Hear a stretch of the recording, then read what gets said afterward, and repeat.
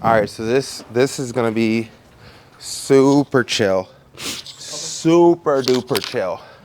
I would like to consider this preamble, Practice. practice, Rehearsal. preliminary, rehearsal, There you go. bunch of pre-words. Okay. You know, say whatever you want, cause we're just going to whatever gets said. Food for thought. It's all food for thought. And then probably around March-ish, we'll actually have an official professional one. Yeah. And that's when we really want to be like, you know, and constructive criticism, not that you asked for it. I'm not even a fan of giving unsolicited feedback, but I'm going to give it right now. Last podcast that we did, just in general, I think you can work on being more concise with your thoughts. Okay. Yeah. Noted. Yeah. For sure. My whole strategy when it comes to speaking is I try to keep and it could be because I'm always looking to repurpose things into short form content, Yeah, I and get short that. form content is typically like a minute to a minute 30, right? So that might be like a conscious thing that I'm doing, but I was gonna say I try to like condense thoughts into like bite-sized chunks so that it's easier for people to process it, as opposed to like if you go on into a ramble for like 5 minutes, within that 5 minutes, they're like, they're forgetting the beginning. So that's just like food for thought. Yeah. And just like the whole purpose of this, Yeah, it's food for definitely something I thought. want to practice being more clear rather than clever. Like I think it's fun to use like big words and things like that and really be overly specific and in depth with things, but also at the same time, like you're saying, makes it really difficult to repurpose content. And also like when you just want to speak to a wide audience and make things really digestible, it's better just to be clear. Awesome. Yeah, I agree. And also when you consider the fact like clear over clever, if you consider your audience, you might have like the biggest vocabulary in the world, right? But if your audience doesn't and you're choosing to access your huge vocabulary, Yeah, you're exactly. already losing your audience, Yeah, you know? it's better to be understood than be like Mm-hmm. perceived in some kind of way. Yeah, and then if you just like focus on how you're being perceived as like some big brain with like, you're well read and shit like that, they don't really care, because the only thing that they're thinking is I don't understand you. Yeah, exactly. I like to do subtle stuff. Like, people comment on my big vocabulary when I speak, but the way I do it, and I hope it comes across that way, where I insert big vocabulary words into sentences that have a lot of context. That way, when you hear a word that you've never heard before within the context of the sentence I just stated, your brain already tells you it means this because, yeah. Yeah, I definitely noticed you do that. Like you'll mesh things to it. Like I would say they use like words that I don't hear very often. Like I know them, but I just don't hear people use them. Right. Yeah. Yeah. And, that's just how I like to have fun. The whole thing is just fun for me. Yeah. Okay. I'm having a really great time. Awesome. Question for the podcast in March. Mm-hmm. How's that gonna go? Because I know the last one and kind of today obviously is like very chill, like kind of just whatever we're thinking about, like you said, food for thought. Is that one gonna be a little bit more like these are some topics we want to cover? Maybe some things I want to ask you, some things I want to ask you. Yeah. So here's what I want to do, and this is what I want to do with you, because you get the vision. You completely understand the vision, right? So what I really want to do with the one in March is I want to talk about the vision in very clear and concise ways, and not have it like, I don't want it to come off grandiose.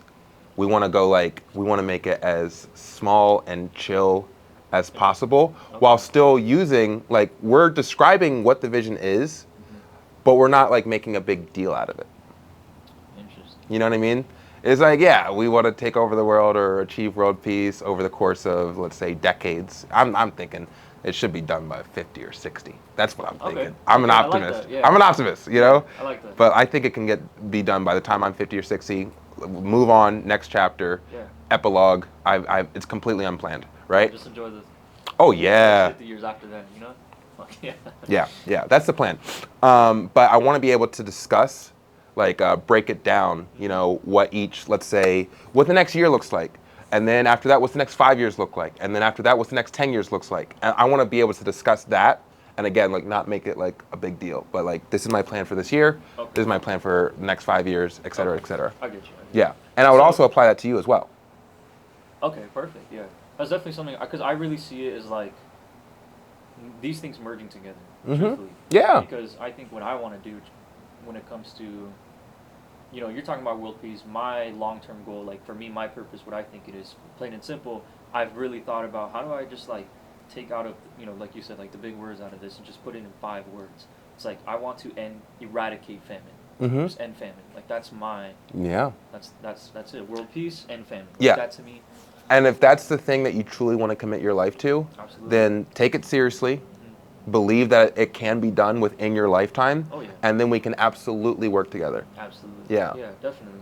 And I think a lot of it just kind of ties into the same like I don't want to say like morality or like ethics, but same principles overall of like valuing life. Actually evolving as a species, collectively in our consciousness, actually evolving to care for one another and get past this like survival state and really just go from there. And honestly, and I agree with you completely, because what I'm perceiving is that when people are stuck in a survival state, it's very hard to evolve from there. Yeah. So the first goal would be to get basically the entire world out of that mindset of survival, which is a hard enough task to begin with. But just imagine the type of world we would all share in if we could actually accomplish it.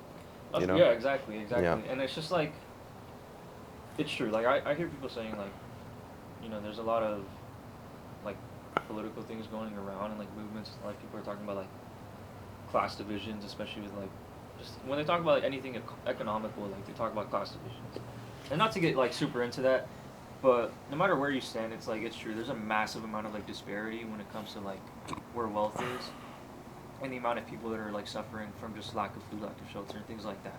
And it kind of begs the question. It's like, well, do we have the resources to, let everyone survive, and give everyone the dignity of like the basic necessities? And that's where I truly believe, like, when I ponder that question, is this just a matter of survival of the fittest, as they say, or like, can we actually feed and water everything and everyone in the world? And I believe that we can. Yeah, man. I'm, like I said, I'm an optimist, and I believe that it all can be done. I think it's going to be very fun and stimulating to discover the obstacles in the way to actually actualize such a dream. Yeah, definitely. I think the first thing that comes to mind is like, well, I'm gonna need a fuck ton of money. I'm like, okay, in order to do this, like, if I have anything that's going to be for sure necessary, is the financial resources. Yep. For sure. And then that comes in like, well, how much is enough?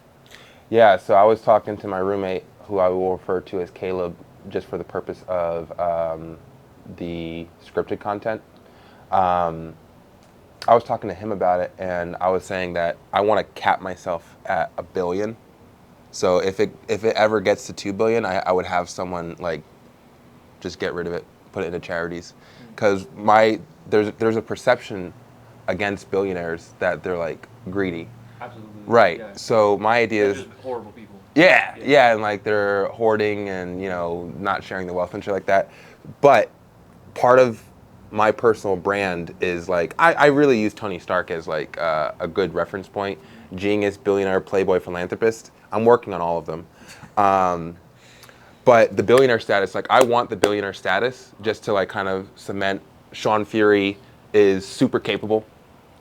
Everything that he says he's going to do, he does. Yeah. That kind of thing. I get you. So I want the billionaire status, but I don't need 2 billion. I just, just like. Not the multi-billion. Multi-billion's pushing it. Exactly. Yeah, Exactly. Okay, Yeah. that makes sense to me. Yeah. I feel like I'm the same way. I think I don't care too much for the status Right. of it. Of course, it's like it's more about like, what does that billion mean you can do? Like you said, right? Like that's how capable Sean Fury is. And so like I think on like that same wavelength. I think though, my kind of I don't know. I guess an obstacle that I see in the future is like, where would my wealth be? Like where would it come from? Of course. Well, this is why we're talking. Yeah, exactly.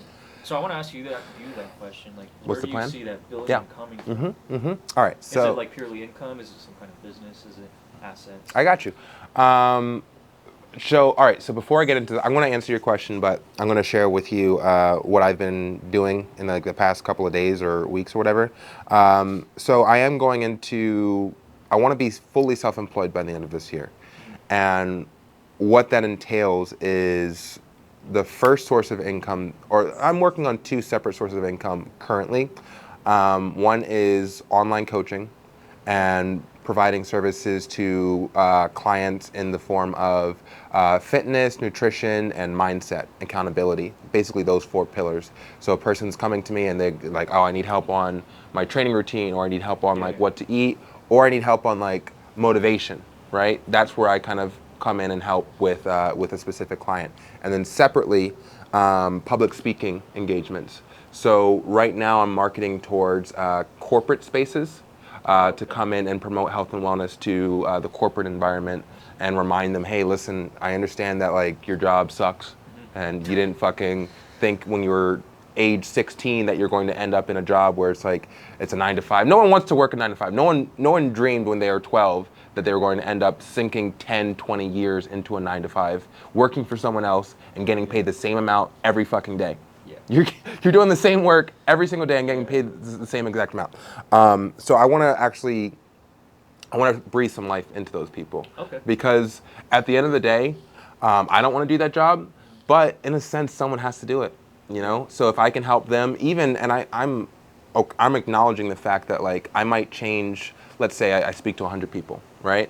I might drastically change one person's life out of that 100, but 50 of them, they might get more steps in for like the next couple of weeks, you know? Yeah. And they might have like more conscious conversations with their family about like, oh, what are we eating tonight? Let's not get takeout. Let's, go somewhere healthy, right?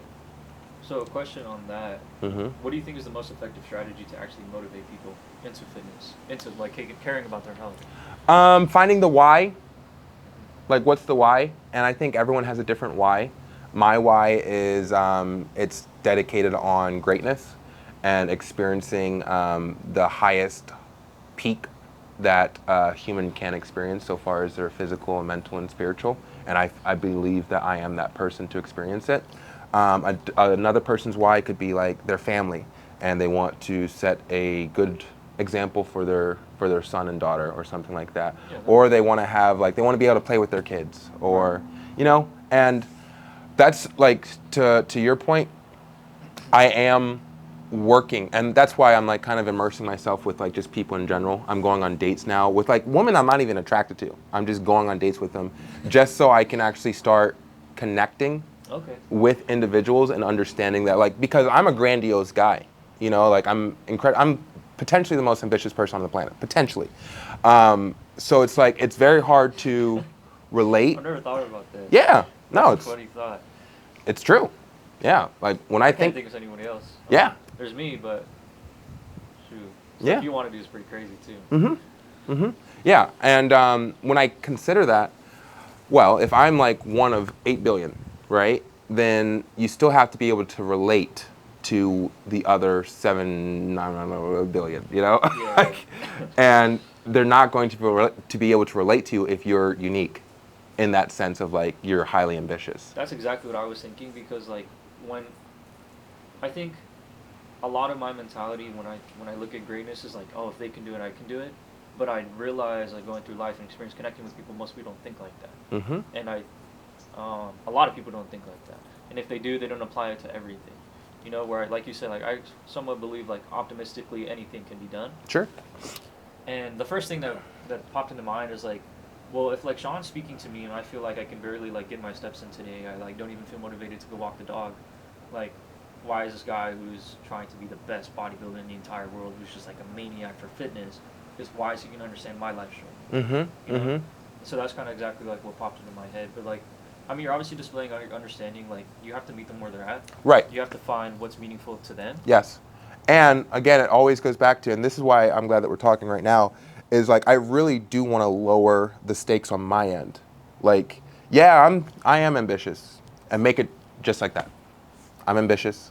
I want to change the world. Let's focus on you right now. Yeah. Instead of just like making it, because if I can let people know what my intentions are at the onset, they can understand it, process it, and then, all right, well, that's me. Let's focus on you. Yeah. And what I'm doing in order to prepare for that properly is I'm setting up like a list. Like public speaking is going to be a huge thing that I want to develop this year. So it's public speaking and obviously online coaching and like offering my services more consistently to one-on-ones.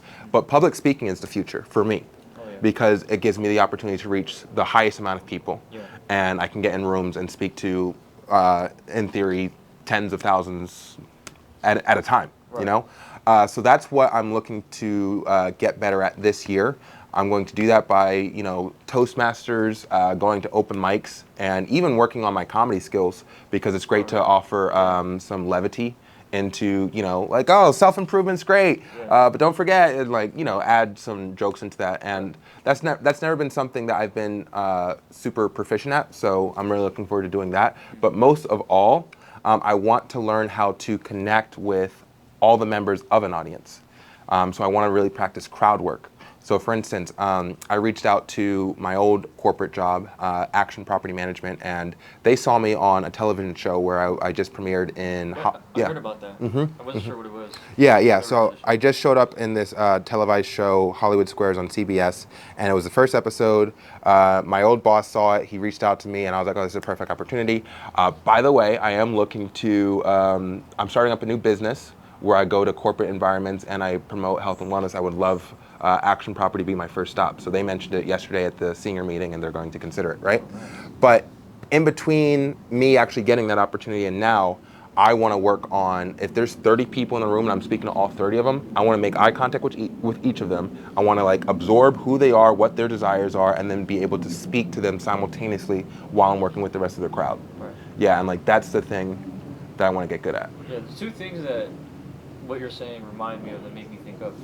First one is like we were talking earlier about the obstacles, and the first thing we wanted to was like, okay, obviously the financial resources. The second thing that you would need in order to accomplish most of what we're trying to do in terms of long-term goals is the influence. And in order to be able to influence, you have to be able to public speak. You have to have either a following, which, like you said, either comes from that short-form content or long-form content, a mix of both, plus what you've done and how you can influence people through, you know, communication. And so I think becoming master communicators is going to be one of the absolutely most necessary and vital skills for this. Agreed. So that's definitely something I'm thinking about too a lot.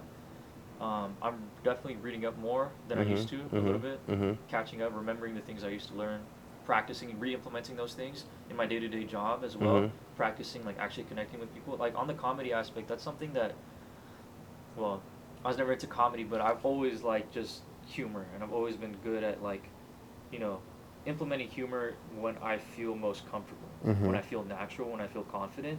That's when my humor kind of naturally flows. And I think I just want to let that out a little bit more. Yes. So to that point, I think you are a good speaker. And since, like you said, we have similar goals that connect in a lot of different ways. As you continue on your journey, I would really encourage you when it comes to speaking and interacting with people just in general to introduce more fun into the interaction, because you come off very like very serious, very like I'm not gonna say low energy, but you come off like focused, and focused is good, but if you can insert fun into the like focused fun, I feel like people will like it even more. Like more animation, essentially. Yeah, you could say more animation, but more so like it's more of like an internal motivation. It's like, yes, you're passionate about what you're doing right now, and like we can all see that you're passionate, but are you having fun with what you're doing? And let's see how much fun you're having with this movement that you're leading. You are about to eradicate world hunger. And yeah, it's a huge task. But, and this is how I look at the whole thing. This is a video game, you know? The fact that you have the luxury to focus on this, you've already won. Period. You've already won just because you're giving yourself the opportunity to focus on something that's outside of survival mode. Right. Okay, so now that you're out of survival mode, there's nothing else to do but have fun. Yeah. You're committing yourself to the task of, you know, ending world hunger, but that's a fun task because it's something that you chose. It's out of my free will, like to choose that. I could have chosen anything. You could have chosen anything. And I chose this Yes. Because there's nothing else I'd rather do. Exactly. I like that. So have fun. Yeah, okay. Yeah. Yeah. I like that. And like bring that to all interactions. Yeah. If you're speaking to a crowd, if you're working with someone, I'm really looking forward to getting to the point where it's like most one-on-one interactions, it's either a client or a colleague or a subordinate or like it's all like very business related. I'm looking forward to getting to a point where like the only people I interact with is in relation to my business or I'm fucking them. Like one of the two. Like I'm just being completely honest, right? So like in the realm of like business related interactions, Regardless, it's business. yeah. Regardless, it's Regardless, down to business. yeah. But I'm looking forward to like living in that world because you still get to have fun. Like these are the people that you're interacting Yeah. with purpose. Right. You know?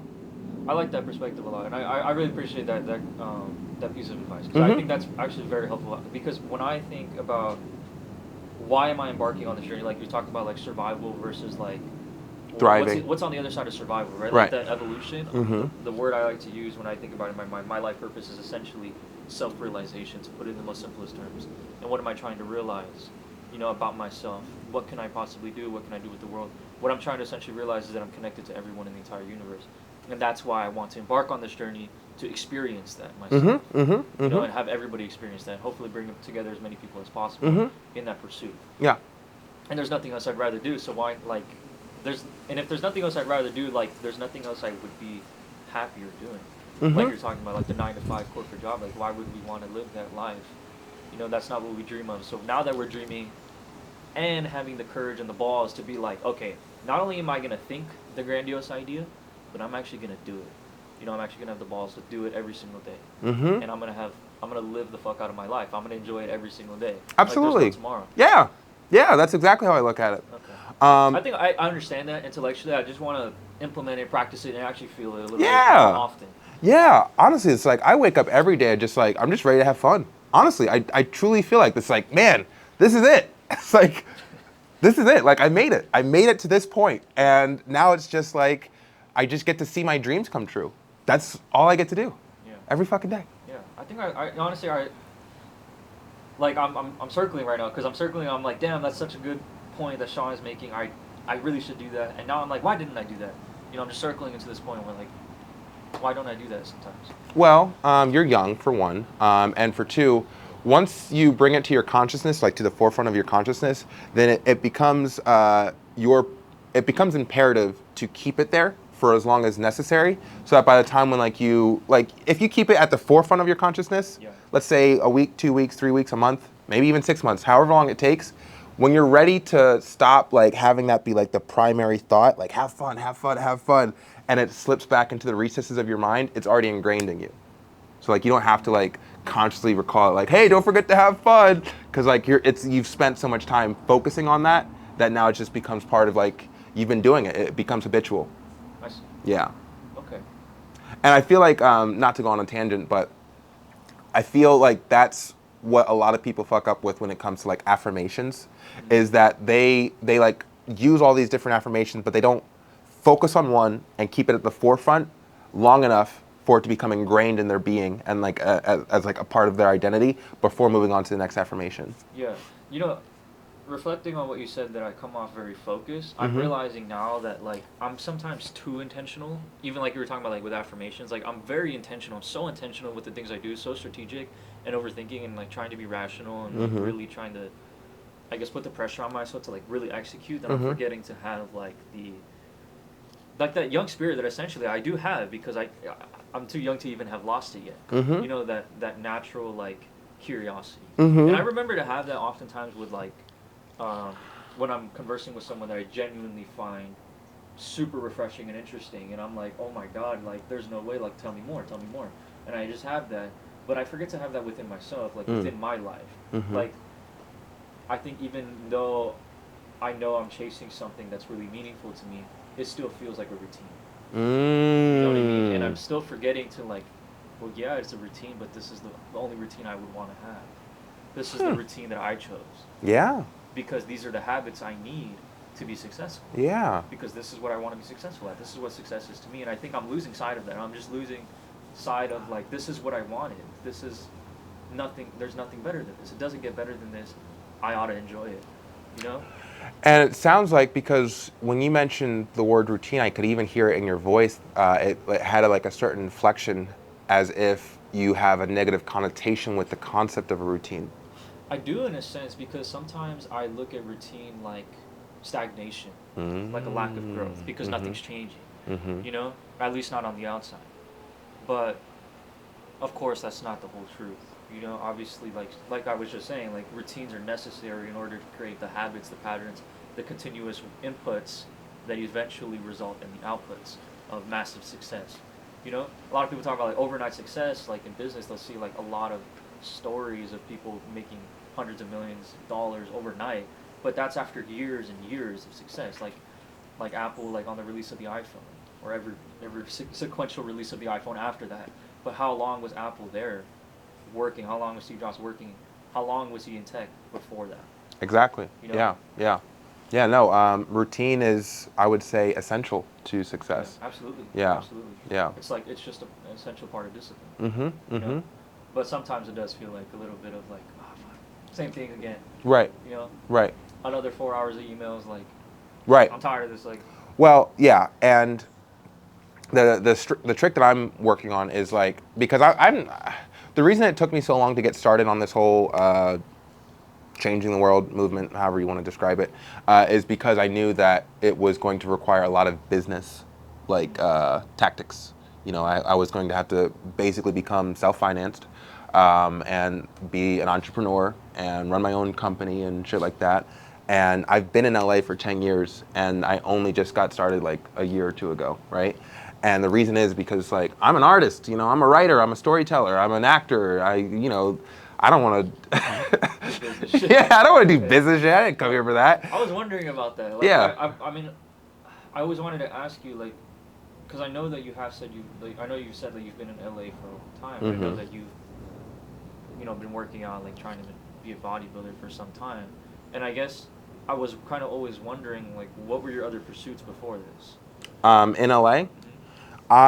I spent like the first 2 years I was doing the audition circuit, and it wasn't stimulating for me. Um, so I abandoned it because it's just like, this is boring. And then I got an actual 9 to 5 at a corporate job, and I did that for 6 years. I had sex. Um, Somewhere between there. yeah, I had no, I had sex. I worked a job that was making me more money than I imagined, because I don't have a college degree. So when I got the corporate job, and I think the starting salary was like 70K, and I was like, 70K.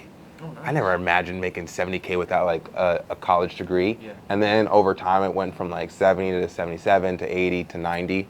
And I was like, whoa, this is crazy. So I sunk a lot of years into that job.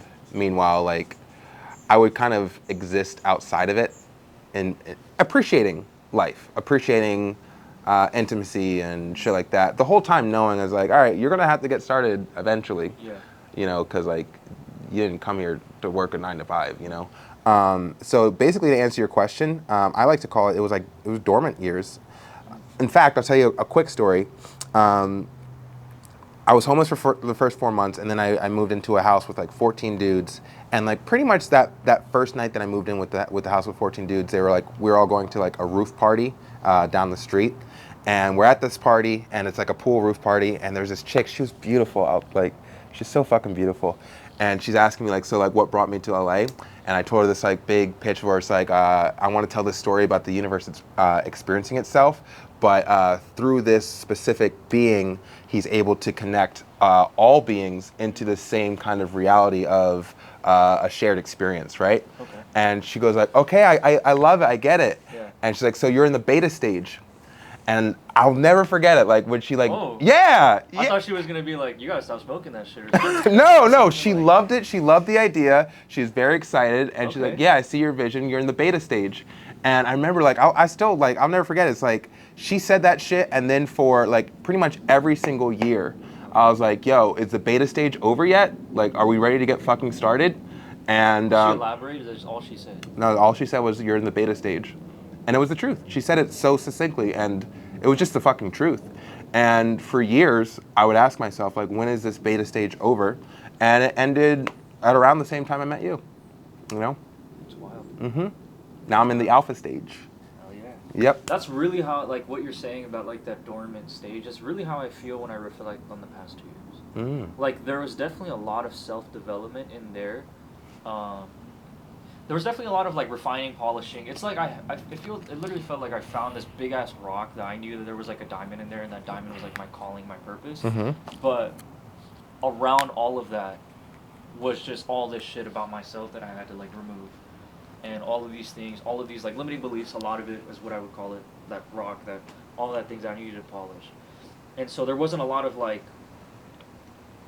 I guess I want to say, like, there wasn't a lot of new discovery. There wasn't a lot of, like, it didn't feel like progress. It felt like a lot of introspection on an intellectual level, on a spiritual level, that didn't really result in, like, I would say, like, physical results when it comes to, like, physical progress.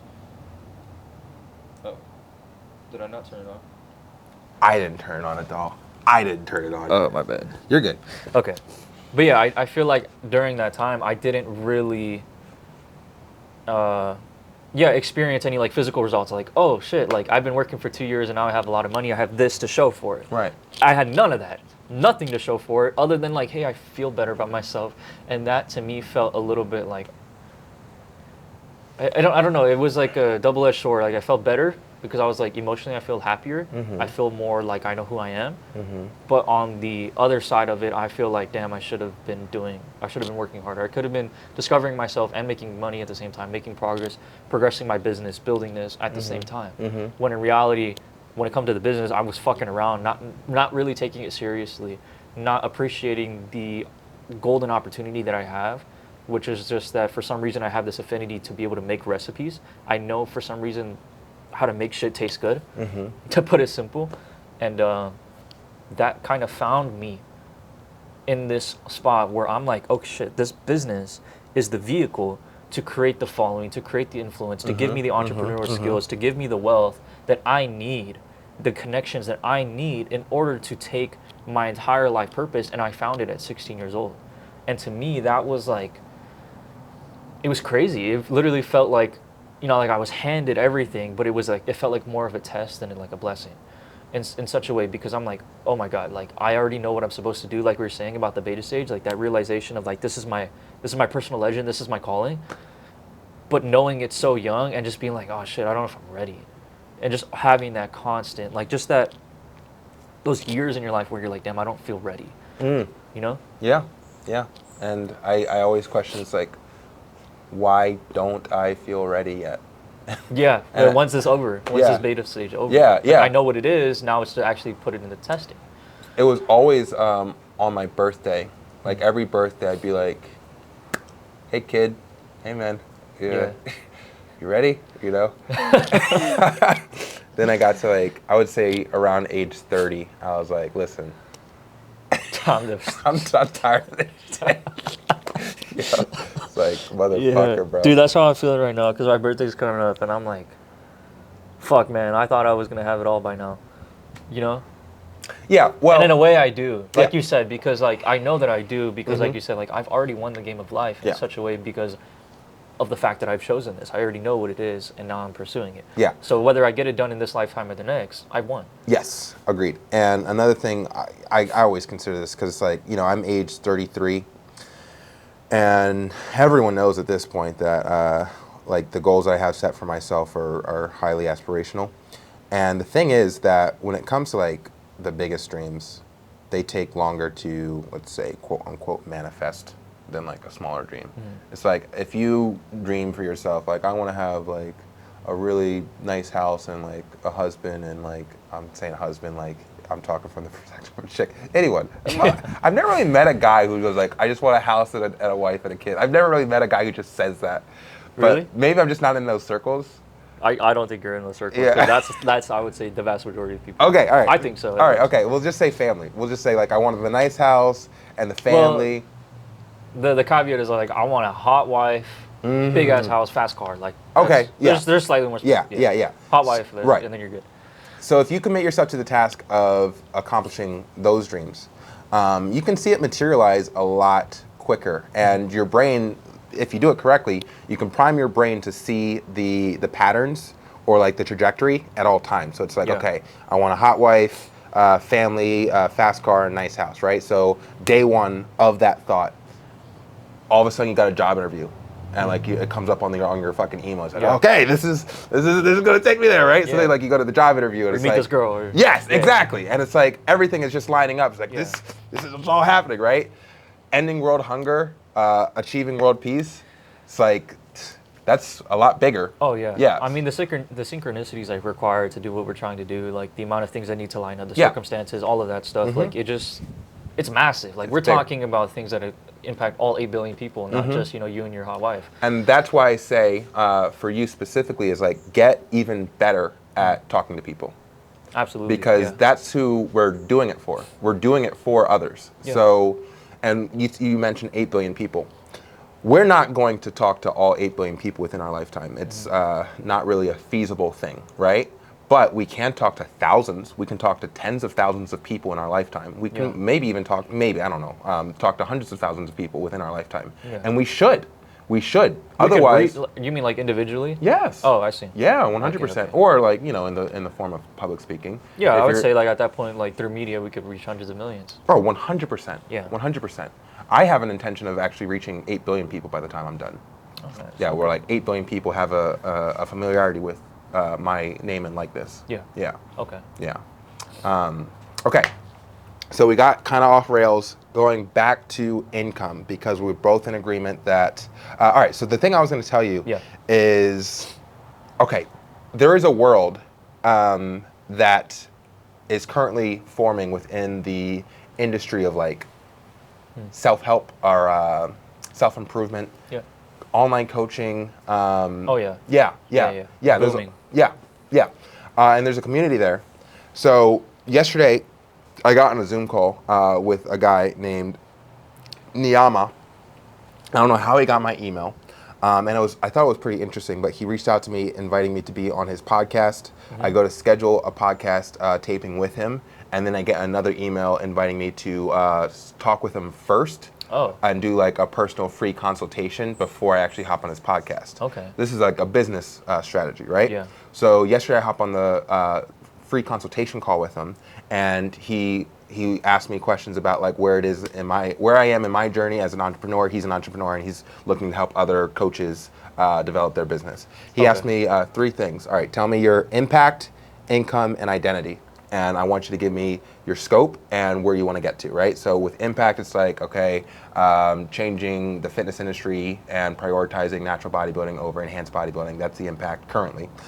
Income is minimal because I'm just now launching an online coaching program, and I'm looking to reach people through one-on-ones and offer service in that way. And I also want to get into public speaking engagements. And then identity. Greatest natural bodybuilder of all time, and walking myself through that process in order to achieve it, right? Okay. He was able to identify very quickly that the thing that I have to work on the most is income, because there essentially is none outside of my day job.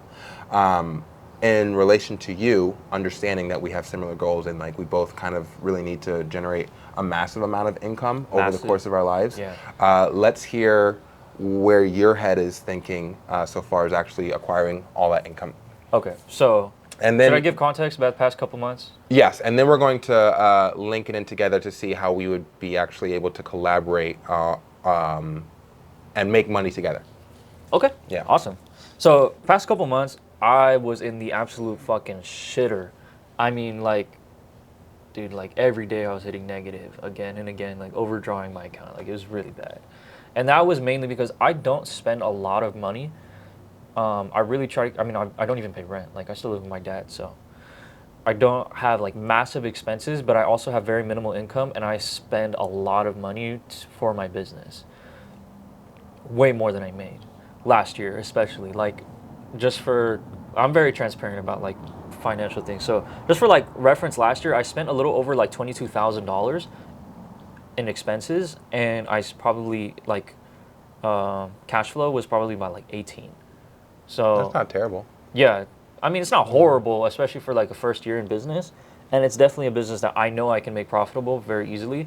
there was just a lot of months where I was like, oh shit, I need this, and of course, like I said, it was definitely a dormant year where I wasn't fully focused, nor did I know what the fuck I was doing. So bad that I had to get a minimum wage job that I absolutely hated for 3 months, where I was every single day I was like, I'm made for more than this. I don't want to be here. These people don't like me. I don't blame them. I don't want to fucking be here. I left that job when I found a new job that literally felt like a blessing from up above. My Muay Thai coach introduced me to this business owner who employs personal trainers that aren't certified and pays them very generously. You told me about that. Yeah, very generously. And I was like, holy shit, you're going to pay me triple what I was getting paid over here to do something I like. And I get to pick my hours. And I get to work as many hours as I want. And you're paying me triple. And I like the job. Fuck yeah. So that's where I'm working now. And so far, I've made like $300 because it's been like 2 weeks.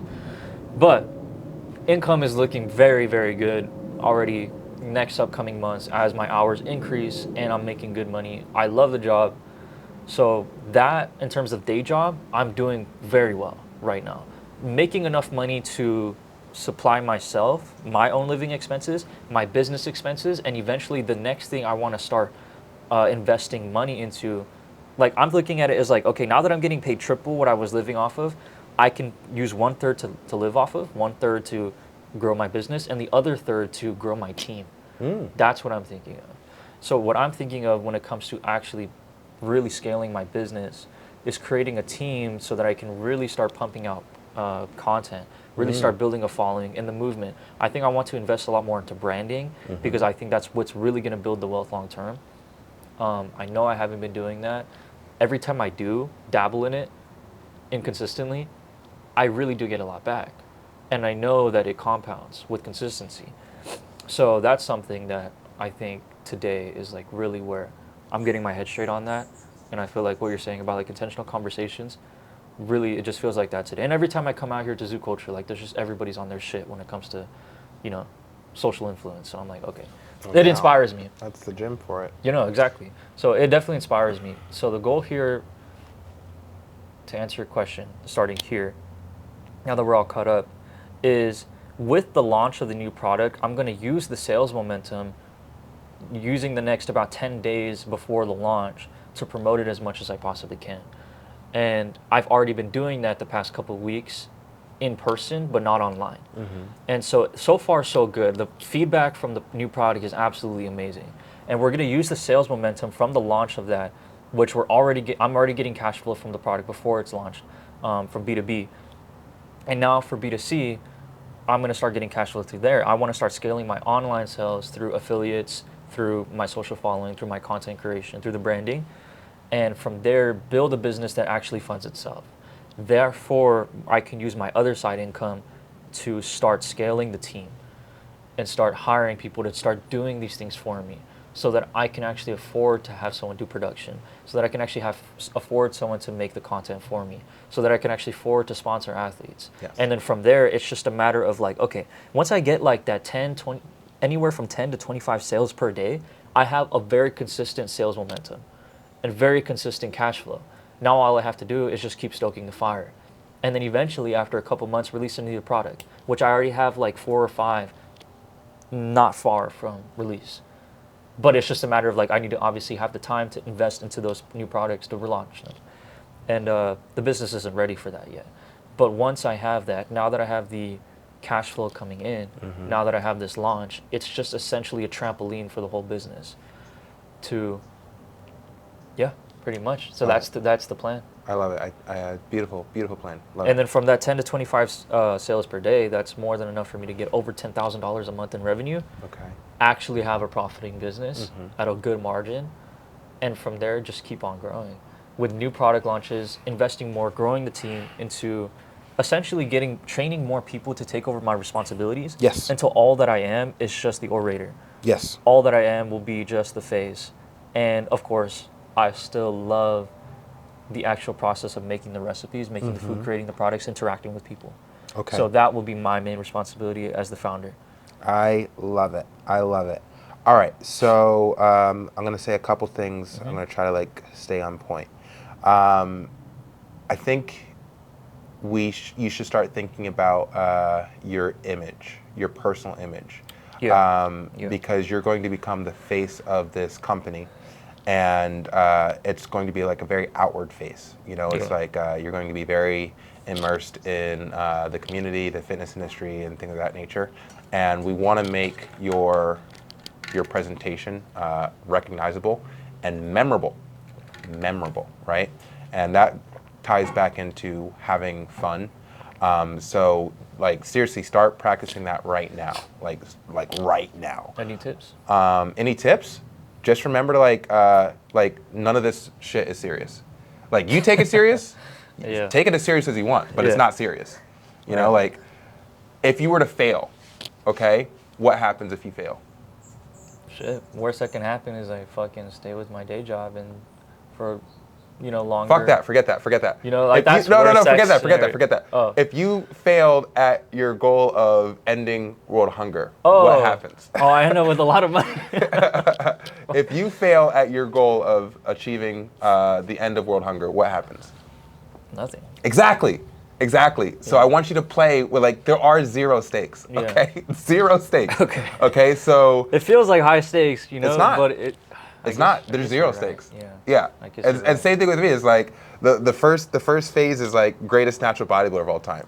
What happens if I fail greatest natural bodybuilder of all time? For what? It's like it's ridiculous. Well, it's like, if we're feeling like Tony Stark, like, and we're trying to save the world, like the Avengers type shit, it feels like the stakes are kind of high. But I guess what you're saying is like, well, there is no Avengers level threat right now. You know, so if we fail, it's not like the world was expecting us to save them. Exactly. It's just us that we're trying to step up to the plate, and if we fail them, we don't fail them, we fail ourselves. Exactly. Yeah. And we only really fail ourselves if we don't give it a shot. Exactly. Yeah. And you know, a failure is actually only giving up. So like that would be a true failure. Yeah. And if you were to actually experience true failure and like you gave up, like shame on you. Yeah, get fucked. You know what I'm saying? Get fucked, yeah. But other than that, it's like you're making the effort, and like going back to what we said previously, it's like you gave yourself the luxury to focus on a thing that you're passionate about. Right. So there are no stakes for this. Just live in the moment, understand that like every single day you're working closer to your goal, and like Jesus, people are going to be attracted to that, you know? Just like make sure to have like levity in your spirit. Light footsteps, not heavy footsteps. Yeah. You walk into a room and you're just ready to fucking change the room with your energy. Every fucking time. Every room you enter to is like, I'm changing this room. Yeah, I like that. I like that attitude. I've been definitely trying that out more recently. Yeah. I was looking a little bit more into like things like charisma. I'm really trying to understand what it is that, like how it comes off for other people. Because I think what I find charismatic is, you know, I think what everyone finds charismatic is slightly different. But I'm trying to understand like the core principles behind it that I can apply within myself. And I think one of the biggest things I want to start leaning onto is not only like the warmth of like someone who feels very light, someone who feels like inspiring, but inspiring because they're having fun. Yes. Not inspiring that they're like, come on, like you can do it, like this is the end of the world if you fuck up, like type of seriousness. Right. Because that's not attractive. It's not charismatic. It's not magnetic. It's not my approach. Like there is the David Goggins and the Jocko Willink. Yeah, I guess that's true. Those are good examples. Yeah, like, and they're very gritty. Yeah. And David Goggins is a person I think about a lot because to me, I feel like I'm like the antithesis to him. Personally, I feel like that because it's like he's all about like stay hard and you know struggle and like you know life sucks and you gotta get with it and shit like that. Yeah, and it's like I don't remember the last time I saw him smile if it wasn't at like some kind of sadistic pain. You know, I get what you're saying. Like, it's just this kind of like no one's coming to save you type of mentality all the time. Like, I have to get up and be a man and like suffer because that's what it means to be a man. Yes, and just this type of mentality, and it is somewhat like intoxicating in a way because it's empowering. Sure. In a weird way. Yeah. But it's empowering in like I don't know. I guess it's hard to say. I would say that he's definitely 100% got a market for his brand. Oh yeah. 100%. And it's probably tailored to men who feel like, you know, life sucks, but instead of like feeling like a victim, I'm going to empower myself and like change my mentality and like, you know, life sucks, but I suck harder. So life's hard, but I'm harder. Yeah, exactly. Yeah, and like I'm sure that's probably whatever one of his, well, yeah, whatever, like one of his slogans and shit like that. And me, like I tailor my personal brand off of what comes naturally to me.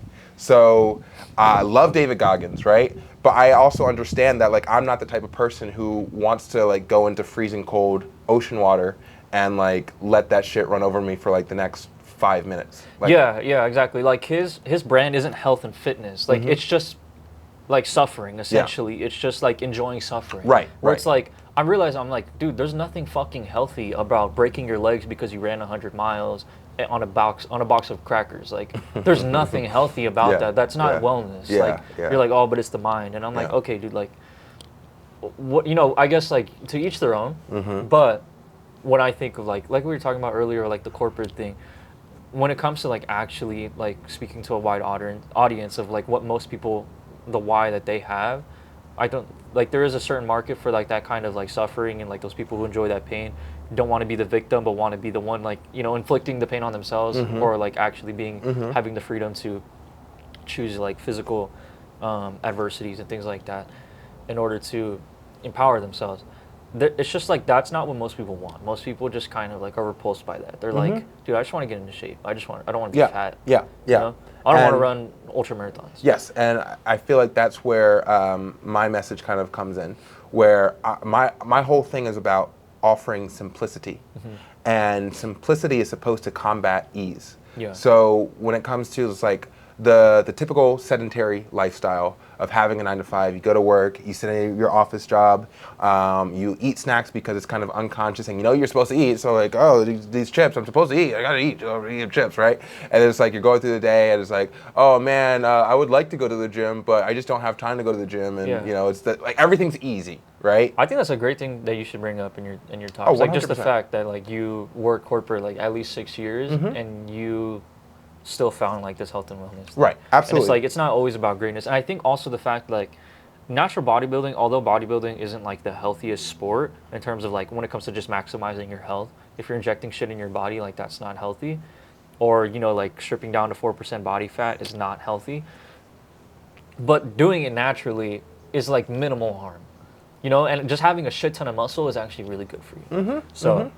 Yeah, and it's proportional to like what your body can actually handle. Exactly. So if you're taking steroids, you're going outside of the norm as to what your body was meant to its original capacity. As a natural, your organs like they accommodate the growth that you're putting on yourself because it's happening in a natural way. Yeah, exactly. What I was going to say is, so my whole thing is like simplicity is supposed to combat ease. So the sedentary lifestyle, everything is made up to like for convenience and ease, right?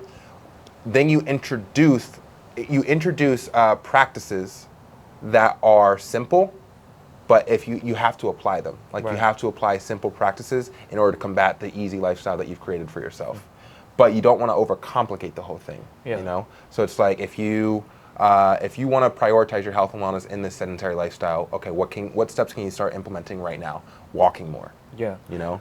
So something I want to talk about, Melinda, the person who owns the gym chain that I work for, something that she really preaches and that I definitely agree with is that it's not, the problem with nutrition is not that most people don't know junk food from healthy food, for the most part. It's just that most people opt for the junk food for some kind of emotional compensation for how they're feeling. Yes. So besides motivation of like having a why, how can we change people's emotional inclinations to actually having the emotional inclination to pick the healthier food? Besides just feeling like, just because I feel like motivation is like knowing that you have the desire and the ability versus having like the actual desire to make the choice naturally. Yeah. Like what you're saying, what comes naturally. Yeah, so I think it has to be done through conscious intention. So what I see is that when people are eating junk food and they're getting themselves fatter and more unhealthy consistently throughout like weeks and months and years, is that these decisions are made unintentionally and unconsciously. So it's like I'm feeling a certain way and something filters across my consciousness. Maybe it's like an ad or, it's like America pushes junk food more, right? Just naturally. Yeah. So because we're constantly being bombarded with these filters, we're seeing it and unconsciously and unintentionally we're grabbing it and, eating it and then we feel some kind of way, right? So the thing to combat that is preaching conscious intentionality. Okay. And the way that happens is it has to be like you have to consciously and intentionally talk about it and be about it. And I think this is where it gets a little tricky, because you have to empower people to talk about it amongst their environment, amongst their community. I see. So it's like, if you announce consciously, I want to start making better decisions when it comes to my eating, and you say that to your family, okay, well, it's all right, mom, all right, okay, right? But you got to keep saying it, and you got to do it. Like, you have to believe that you're making the right decision and it's for a good cause. And over time, you will see your environment change. Over time, you will see your kid actually starting to respect the decisions that you're making, and they might start applying it in their own lives, you know?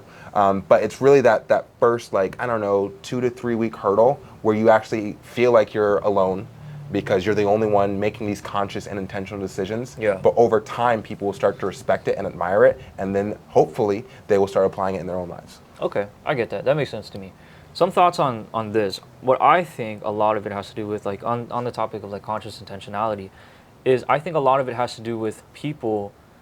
I believe that emotions are stored in the body as physical manifestations that, you know, manifest as illnesses, these subconscious thoughts, desires, things for food and distraction, some kind of, like, as we call it, like stress eating. I believe that those things come from emotions, and the food is a coping mechanism. Like you're saying, becomes subconscious as like something that eases our pain but creates physical illness.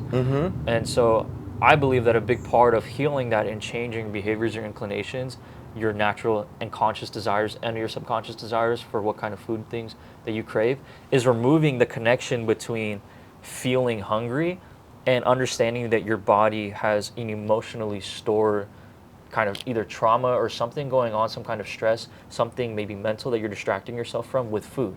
And actually understanding that those things are different. Your physical needs, what makes you feel hungry in your stomach, and your craving, you know, chocolate cupcakes, is very different. Even though it's connected right now, interlinked, you have to separate the two.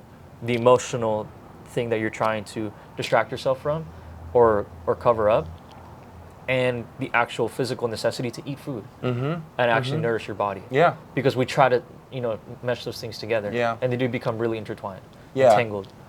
Easier said than done. Definitely. Yeah, and again, that's why I don't think it's even about. I don't think it's more of like a. I don't think it's like a vast, complicated process. I think it's just as simple as like placing awareness on that. Yes. I think it's just as simple as awareness. Yeah, you would think so, but I've worked with enough people, and I think it takes community. I think what it really requires is you gotta openly talk about your goals.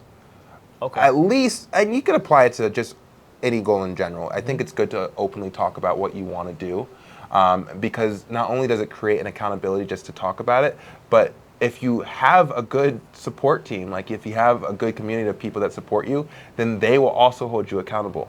And like that's the ultimate goal, is to live in a world where your goals, when you express them, they're received by the people in your life, and they go like, okay, I want to see you accomplish that goal because you're saying that this is what you want to have happen, and I want to see that for you. You know, but yeah, getting us to that point is like that's absolutely what the intention is. Okay, and what about like when people have like they just feel like they're having a bad day, you know, and they're like, okay, like I'm gonna turn to what I normally turn to when I'm having a bad day, which oftentimes is like alcohol, things like that, like things that start to either create addiction, but even if they're not addictions, they're subconscious cravings for something harmful.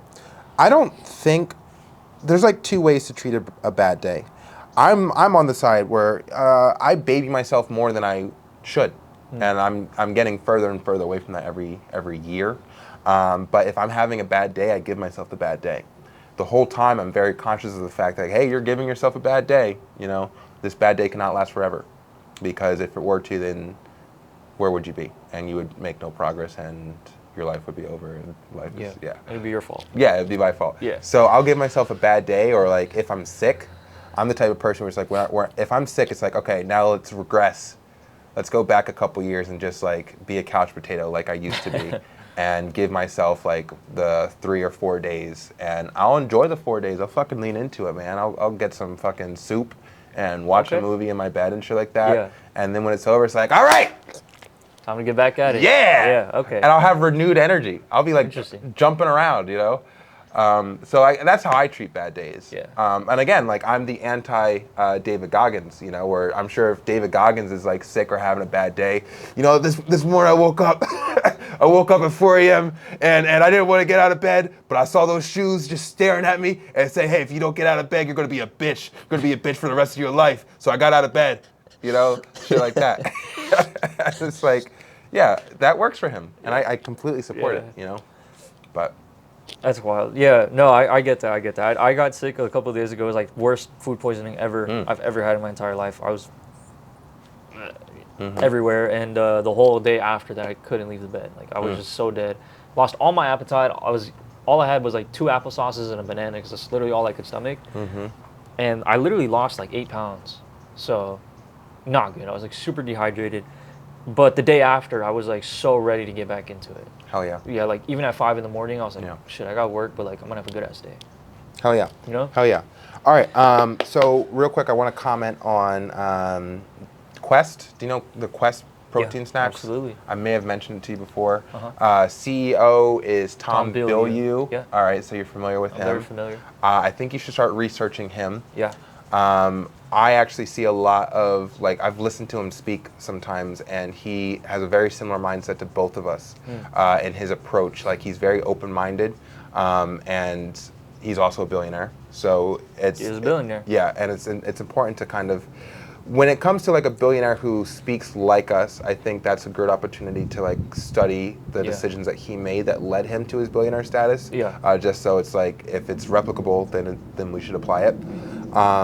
And the fact that you're working in the health and wellness food category. We essentially have the same product, more or less. That serves the same market. Serves the same market. Yes, serves the same market. Okay, so that's a perfect segue into.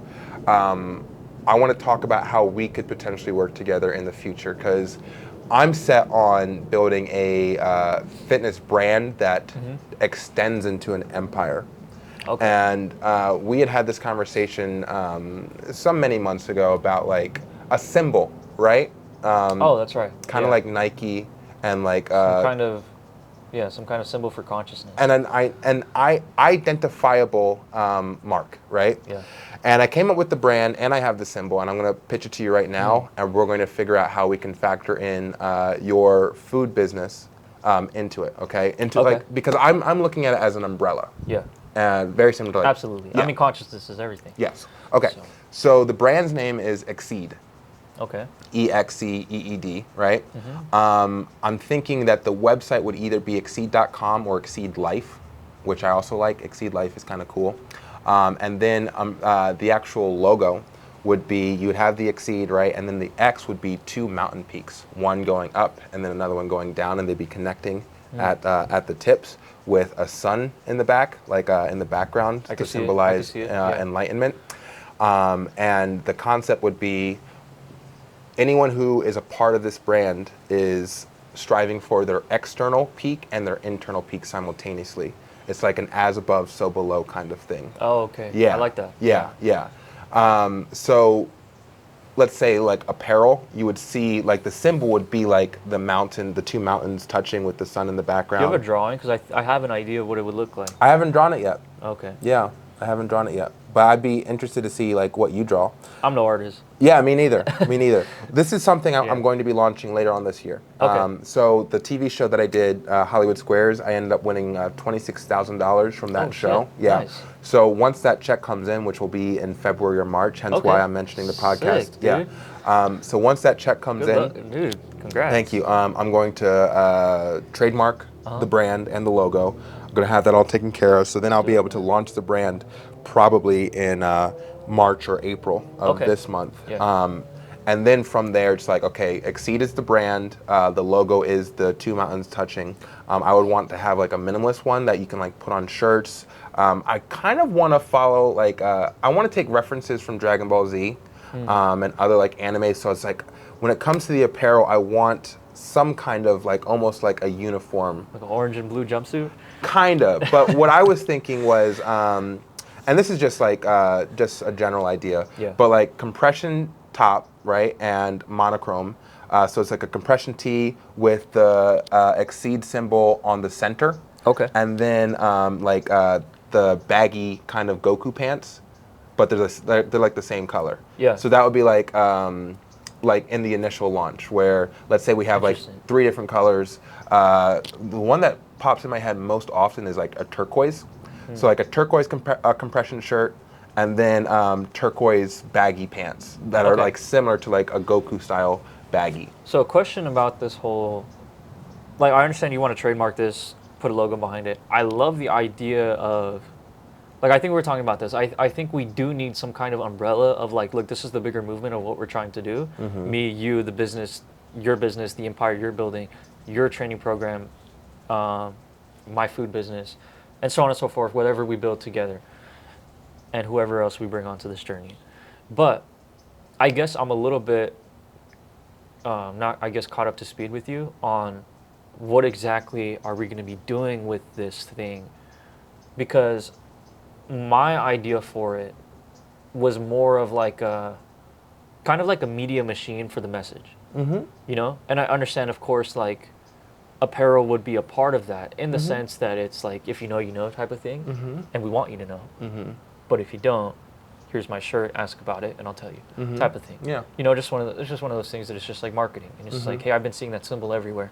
I want to know about it.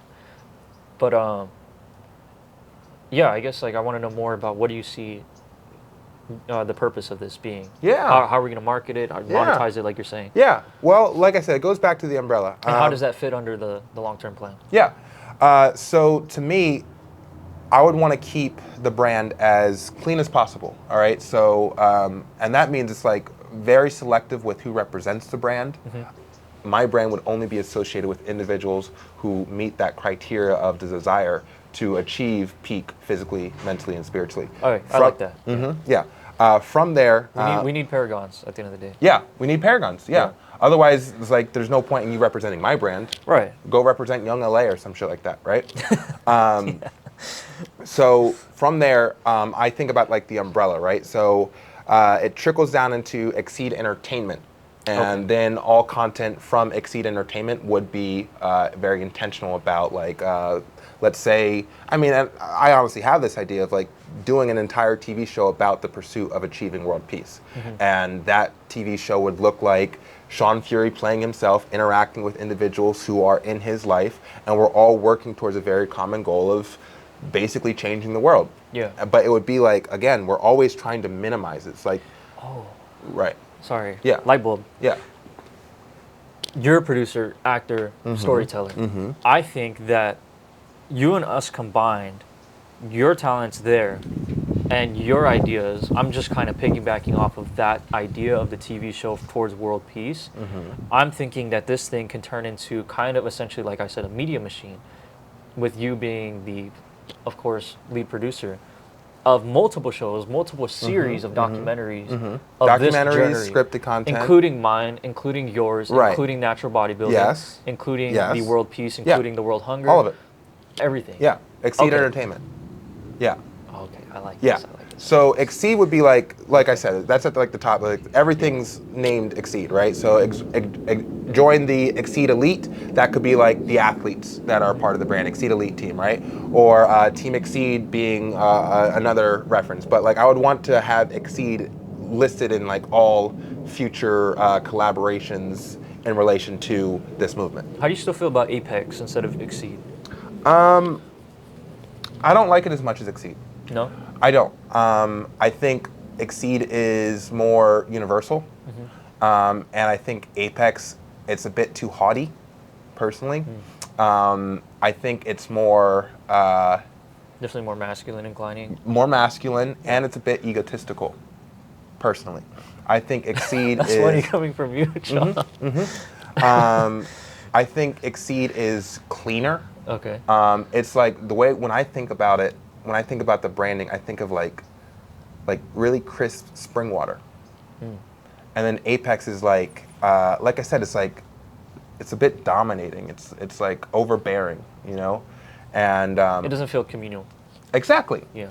Exceed Okay, is that all makes about building a community of like-minded individuals that all have the same goal. They want to experience the best versions of themselves in their lifetime. That's what the goal of Exceed is. Yeah, something that immediately came to mind when you were talking about, or you're talking about like internal peaks and external peaks with the double mountaintop, right? As soon as you said double mountain, first thing that I thought of was peak human experiences, because I think mountain, I think peak, and we always talk about peak human experiences, and I think that's definitely something I want to incorporate and do documentaries on that too.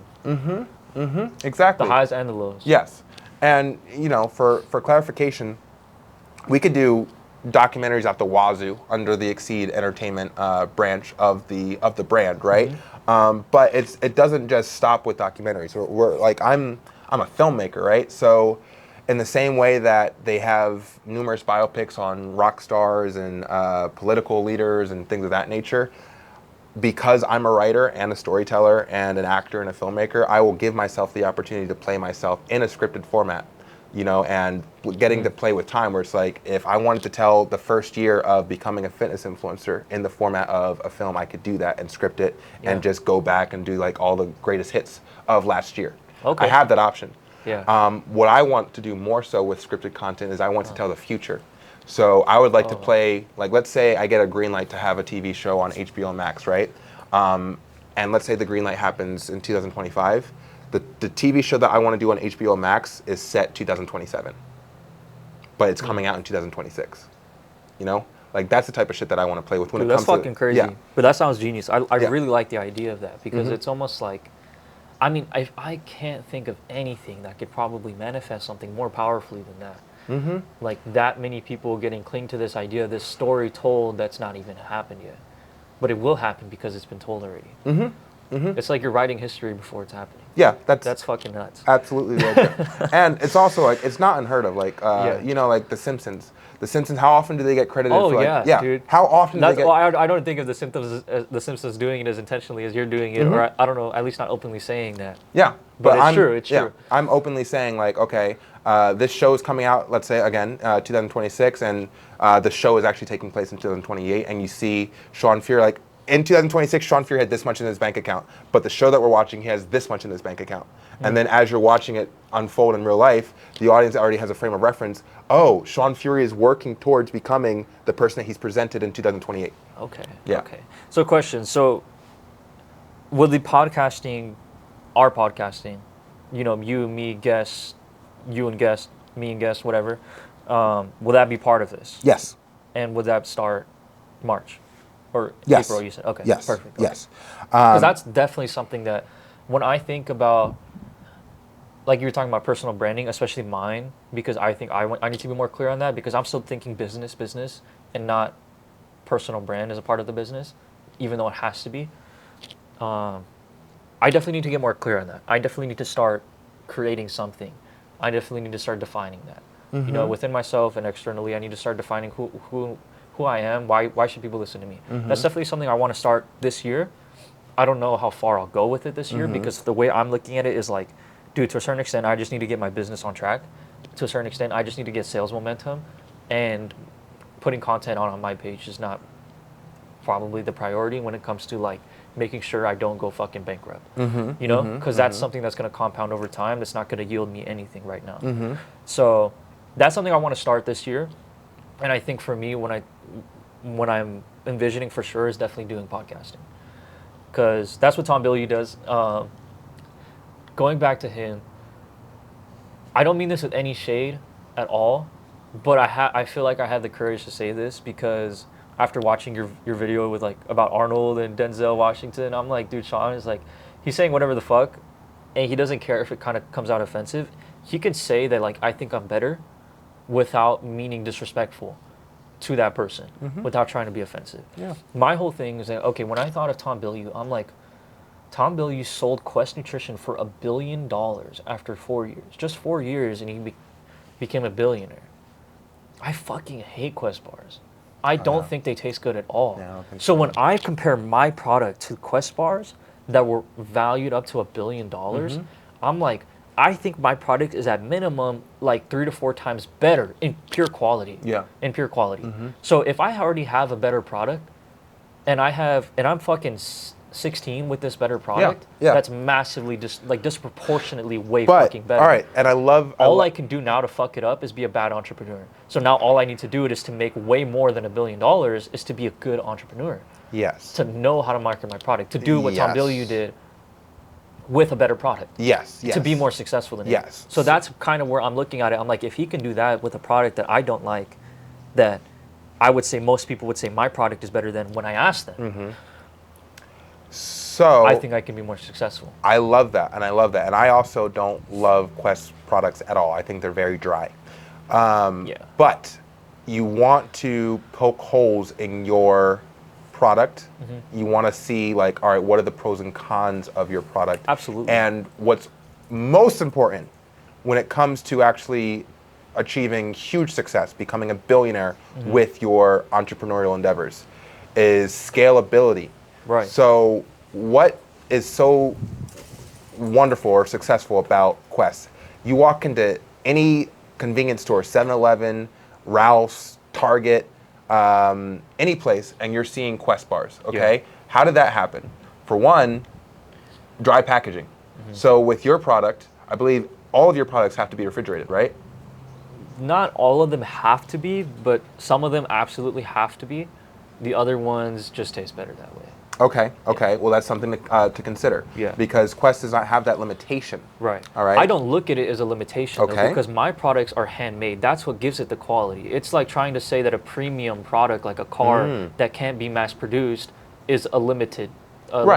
Yeah. But in fact, it's not a limitation. It's Right. a premium thing. I love it. That elevates it above the rest of the Yeah. marketplace. Yeah. If I made another mass producible product like a protein bar, every single protein bar is mass producible right now. I can't think of a single protein bar on the market other than like a couple small businesses that I know that I'm familiar with in my local area that could compete. You know, truthfully, like if I was to do like I've tried so many different protein bars, the Quest ones, the One ones, the MetaRx ones, all of them, and they all can sit on the shelves for like 2 fucking years. They get stale, but they're edible, and so I'm like, dude, that's not what I want for my product, and I don't look at that as a limitation that it'll go bad in 3 or 4 months. I look at it as like that's kind of what I want. Okay. Because it gives my product more rarity. It gives my product a higher, an elevation of quality. It makes it more premium. I like it. You know, every time I think of something, like just every time I go to Mexico, like every time my dad brings something back, like anything that's made by hand says hecho a mano, meaning that it's way more fucking expensive, even if it doesn't look as pristine. Because it's painted by hand, it's created by hand, it's molded by hand, and it's just a higher elevation of quality. I like it's that. something that of status to be for Right. when something's handmade. So- So does that mean it's not as scalable? Yeah, because I need people, I need labor. Right. I need more human capital to do that. Right. Okay. All right. So But I like- look at it as like I'm employing people, Yeah. and I want to do that as a business owner. I like the analogy of like high-end car versus, let's say, a Toyota versus a Porsche, right? I love You're Porsche. going to get more people buying the Toyota, but less people will purchase the Porsche, Yeah. but with a higher premium cost. Oh yeah, Great. All right. So in that sense, and I love that strategy. because I don't want to make a shit product. I don't want another dry protein bar. Right. I want the best fucking protein bar, Right. the best one. Okay, so you got the breast protein bar, and it's quality in the taste and like texture, and you put it in your mouth, like, oh, this is really great. Another thing to consider is packaging. So Absolutely, if yeah. you're, That's definitely something to change in the future. of course. But that's definitely something to prioritize. Where Oh, yeah. it's like if you're presenting this is high end, this is like premium service, then the packaging also has to reflect that. And then everything, like you should, if that's the direction that you're going in, that this is a premium protein bar or a premium protein snack, then like everything, your marketing, Yeah. like the way that you present it, like the way that you talk about it, like all of it has to drip like this is premium. Yeah. It's not supposed to be compared to Quest. It's not supposed to be compared to like low grade quality protein. Yeah, because it's not, and Yeah. it's really not. Like Yeah. everything about it is different. Yeah. The way it's made, the ingredients are different. Right. The whole process is So entirely everything needs to different. reflect that. Yeah, absolutely. Packaging, the way that you talk about it, like everything, like marketing, Yeah. all of it, all of the above. It's like comparing a Toyota to a Bugatti. Like, Yeah, it's not- yeah. It's a car, but it's not the same thing. Right. And even okay, so you know to focus on that when it comes to content creation. Yeah, yeah. And that's when it's like It's just execution now. execution. Execution is going to be very important. Yeah. Cool. All right. So the question is, do you have a better idea as to the umbrella that Exceed is supposed to represent? Not at the moment. I do love the idea because when I think about like something that pops into mind of like who did this really well is Alex Hormozy with acquisition.com. So he started multiple different companies. The most famous one that he started that got him like actually wealthy for the first time was Gym Launch. And after he sold Gym Launch, he did like some supplement company. I forgot exactly what it was called. And then after that, he did some kind of tech company, I believe. Sold all of those. And then he started acquisition.com. And he didn't launch it for the longest time. Like he didn't tell anyone about it at all. And that was his company. And then he built a massive personal brand and following, never mentioning acquisition.com, but always wearing the hat, always wearing the tank top. No one knew what it meant until eventually, by the time he had millions, hundreds of thousands of followers already, of business owners going to him for sales advice, business advice, entrepreneurial advice, how to make money, doing massive sales seminars, things like that. And he was already super famous and well known in the space, started writing books. That's when acquisition.com, hey, I've given you months and months and months worth of content, hundreds of hours of content of business advice to help you, of value. Here are my books. If you make more than $3 million of revenue a year, hit us up. We'll help you grow your business so fast. That's where I was like, okay, that was a really, really good way. That acquisition.com is technically the umbrella for everything he does. Everything he does is beneath that. All of the shit, even when he's talking about his relationship and his marriage with his wife on his personal channel, which none of his channels are called acquisition.com. He has one website called acquisition.com, and that's it. And he just channels people through there. He just sends people traffic there. But that's where I was like, okay, that's a really good example of what it's like to have a good umbrella company where you have personal brands beneath the umbrella company that people know really well. And then you traffic the right people, the people who appreciate your personal brand, who trust you as a person and now want to know more about what you're doing. Yeah. So that's what I'm thinking to do with this. Yeah, and to kind of piggyback off of that, and let's see if we're on the same page, I would want Exceed to kind of represent or actually go into all the areas of interest that I currently have. So you would have Exceed Entertainment, you would have Exceed Athletes, which wouldn't be specified to just bodybuilders. I actually see a future, let's say, talent agency. We can just refer to that, but we might actually change how it would how we just describe it.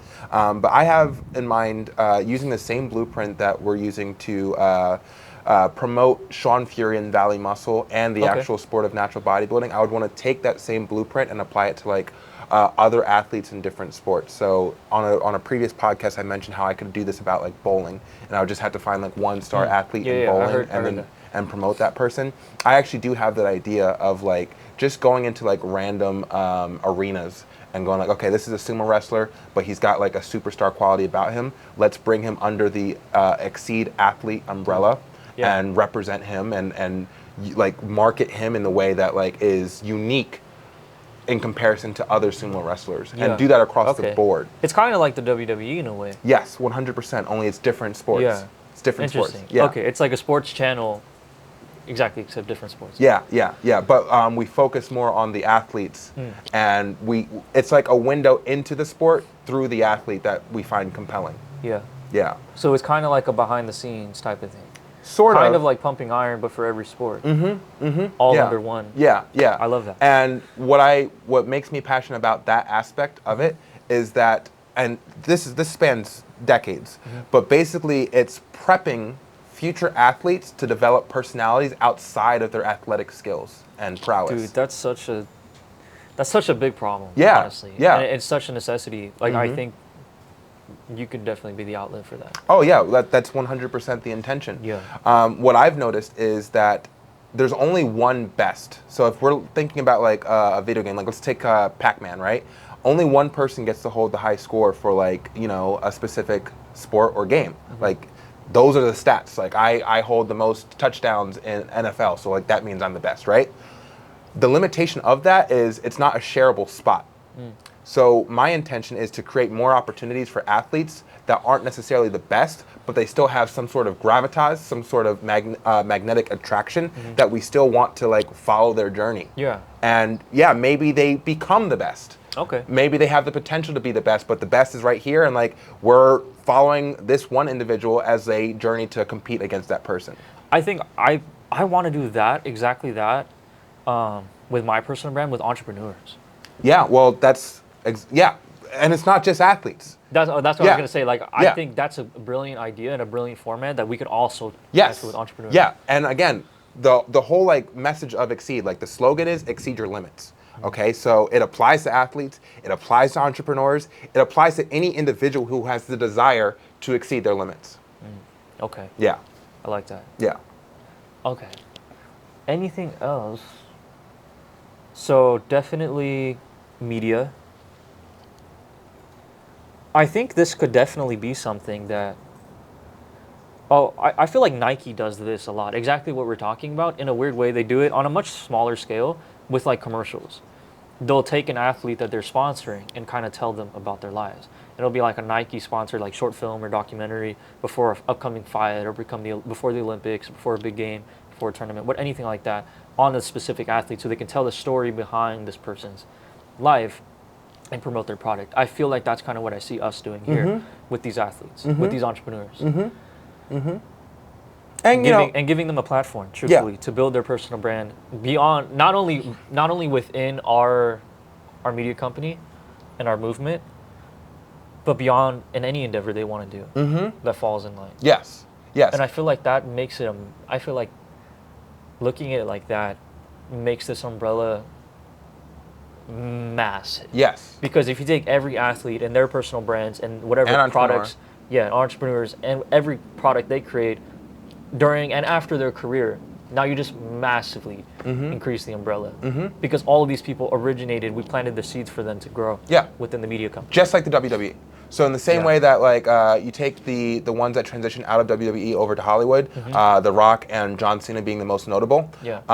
They both refer to WWE as saying like they're that company gave them my start. Like that. And he's the highest paid actor. The Rock is the highest paid actor, Yeah, right? so And he started from that WWE. says a lot. Yeah. So it's like there's an association between WWE and The Rock. There's an association between WWE and John Cena. Exceed is supposed to do the same thing for athletes and entrepreneurs. And like it's not, it could go like it's very vast. Like we don't have to condense it to just athletes and just entrepreneurs. It can be fucking artists. Yeah. You know, musicians. Yeah. You know, as long as they're like they fit the mold of what the message is, exceed your limits, pursue the best, the peak version of their lives. Peak human experience. Yes, and they have like again like I want to be selective with like paragons. We want paragons. Absolutely, We want yeah. great role models. Yeah. Otherwise, I have no interest in working with you. But if you can show those qualities, those human qualities that we all want to aspire to, fucking whatever you're working on, Okay. you know.